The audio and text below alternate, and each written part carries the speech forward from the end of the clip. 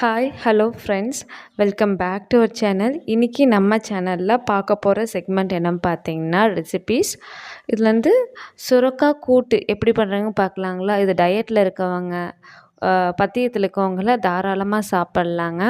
உப்பு காரம் எல்லாமே கம்மியாக இருக்க மாதிரி தான் இதை பண்ணியிருக்கேன்.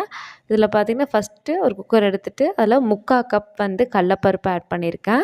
அது கூட 1/2 கப் வந்து பாசிப்பயிறு ஆட் பண்ணியிருக்கேன். இல்லை நீங்கள் துவரம் பருப்பு ப்ரிஃபர் பண்ணுறதா இருந்தால் 1/4 கப் நீங்கள் ஆட் பண்ணிக்கலாம். இன்றைக்கி நான் இந்த 2 தான் யூஸ் பண்ணியிருக்கேன். எடுத்துகிட்டு நல்லா வாஷ் பண்ணிவிட்டு இதுக்கு தண்ணி பார்த்திங்கன்னா நம்ம 2 சேர்த்து ஆல்மோஸ்ட் ஒரு 1/2 கப் அளவுக்கு இருக்குது இல்லைங்களா. நீங்கள் 4 கப் வரைக்குமே 4லேருந்து 5 கப் வரைக்குமே தண்ணி ஆட் பண்ணிக்கலாம். ஏன்னா கடலப்பருப்பு வந்து நிறைய தண்ணி உரியும், பாசிப்பருப்பு வந்து தண்ணி உரியும். ஆனால் உங்களுக்கு வந்து சீக்கிரமாக அதுவும் கசகசன்னு ஆகிடும். இது வந்து வேகிறதுக்கு கொஞ்சம் இதாகும். இப்போ கொஞ்சமாக ஒரு 1/4 ஸ்பூனுக்கு அதிகமாக வந்து மஞ்சத்தூள் ஆட் பண்ணியிருக்கேன்.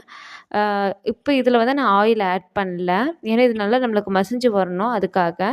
இப்போ குக்கரில் விசில் போட்டு 4லேருந்து 5 விசில் விடுங்க.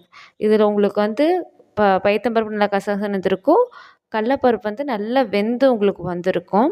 இதே சமயத்தில் பார்த்திங்கன்னா ஒரு சைடில் வந்து நான் கொஞ்சமாக தண்ணி வச்சு சுரக்காய் பார்த்திங்கன்னா ஒரு மீடியம் சைஸு நாட்டு சுரக்காய் தோல் மட்டும் சீவிட்டு நடுவில் இருக்க அரிசியோடு இருக்கிறத நான் வந்து ஆட் பண்ணியிருக்கேன். சின்ன சின்னதாக கட் பண்ணி சட்டியில் போட்டு, ஏன் வந்து இது நான் தனியாக சட்டியில் வேக வைக்கிறேன்னு கேட்டிங்கன்னா, இது குக்கரில் போட்டிங்கன்னா இது ஒரு விசிலே வந்து சீக்கிரம் கரைஞ்சி போயிடும்.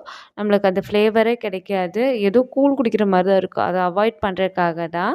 ஸோ தனியாக சட்டியில் போட்டு இந்த காய் வேகிறக்கு அளவாக வந்து உப்பு போடுவாங்க இல்லைங்களா.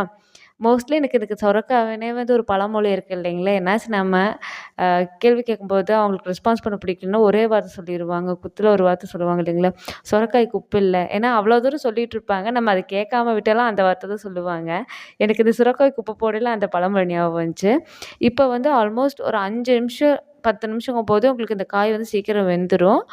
அதுக்கப்புறமா பார்த்திங்கன்னா ரொம்ப சன்னமாக வச்சுட்டு ஏற்கனவே வேக வச்சுருக்க பருப்பு இருக்குது இல்லைங்களா, இப்போ அந்த கடலப்பருப்பு மசிகிற மாதிரி பருப்பு மாத்தில் 1 2மா வந்து நல்லா கலக்கி விட்டுக்குங்க. மசிச்சதுக்கு அப்புறமா பார்த்திங்கன்னா அடுப்பில் வச்சு நல்லா சன்னமாக வச்சுக்கோங்க. லைட்டாக பாயில் ஆக ஸ்டார்ட் ஆகும்போது நம்ம ஏற்கனவே வேக வச்சுருக்கக்கூடிய சுரக்காய் இருக்கும் இல்லைங்களா, அது ஃபுல்லும் இப்போ ஆட் பண்ணிக்கோங்க.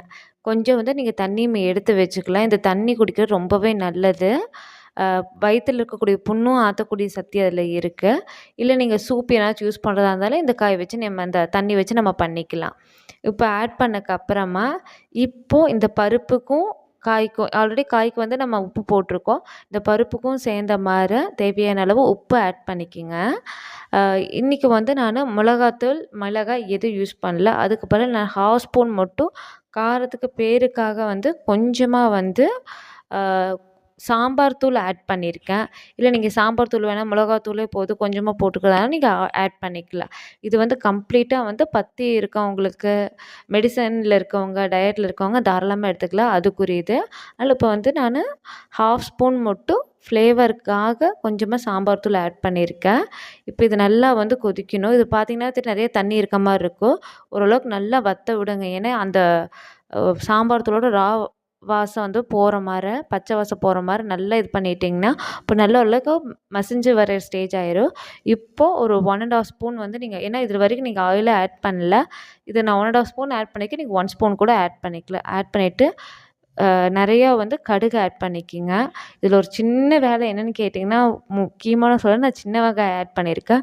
சின்ன வெங்காயம் நிறைய தாராளமாக ஆட் பண்ணுங்கள். ஏன்னா அது நமக்கு கண்ணாடி பதத்தை நம்ம வதக்க போகிறோம். அந்த காய்க்கும் இதுக்கும் நல்லாயிருக்கும், உங்களுக்கு ஃப்ளேவரும் கிடைக்கும். உண்மையாக வந்து உங்களுக்கு மெடிடேஷனில் இருந்தாலும் கூட உங்களுக்கு ஒரு ஃபுல் எனர்ஜி கிடைக்கிற மாதிரி இருக்கும். அப்புறம் கொஞ்சமாக வந்து கருவேப்பிலை ஆட் பண்ணியிருக்கேன்.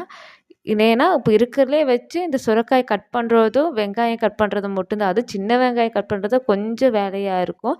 கொஞ்சம் சிரமம் பார்க்காம இந்த சின்ன வெங்காயம் மட்டும் தாராளமாக இது பண்ணிக்கிங்க. ஆல்மோஸ்ட் ஒரு 120 கிராம்ஸ் நான் ஆட் பண்ணியிருக்கேன். இப்போ வந்து இந்த வெங்காயம் வணங்குற அளவுக்கு கொஞ்சமாக வந்து உப்பு ஆட் பண்ணியிருக்கேன். இப்போ நல்லா வந்து எண்ணெய் கண்ணாடி பதத்தையும் தாண்டி வதங்குற மாதிரி இருக்கணும். உங்களுக்கு நீங்கள் சாப்பிடும்போது தான் நினைப்பீங்க, ஏன் வந்து அந்த கண்ணாடி பதத்தையும் தாண்டி வதக்க சொன்னாங்க அப்படிங்கிறது. இப்போ இது நல்லா வணங்கிருச்சு.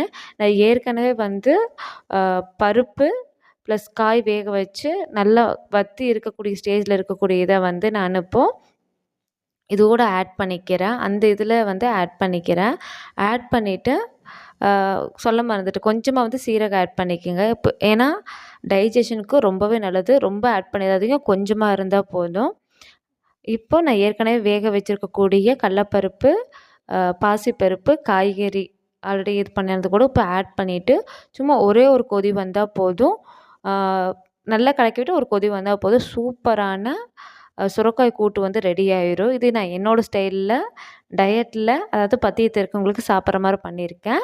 இல்லை நீங்கள் காரம் அதிகமாக வேணும்னா காரம் ஆட் பண்ணிக்கலாம். இல்லை தேங்காய் பால் ஆட் பண்ணுறதா இருந்தாலும் நீங்கள் ஆட் பண்ணிக்கலாம். மோஸ்ட்லி வந்து தேங்காய் பால் ஆட் பண்ணிங்கன்னா ஒரு டைமுக்கு மட்டும் தான் நம்ம சாப்பிட்ற மாதிரி இருக்கும். ஸோ இந்த ரெசிபி கண்டிப்பாக உங்களுக்கு பிடிச்சிருக்குன்னு நம்புகிறேன். மறக்காமல் நம்ம சேனலை சப்ஸ்கிரைப் பண்ணி சப்போர்ட் பண்ணுங்கள். தேங்க்ஸ் ஃபார் வாட்சிங்.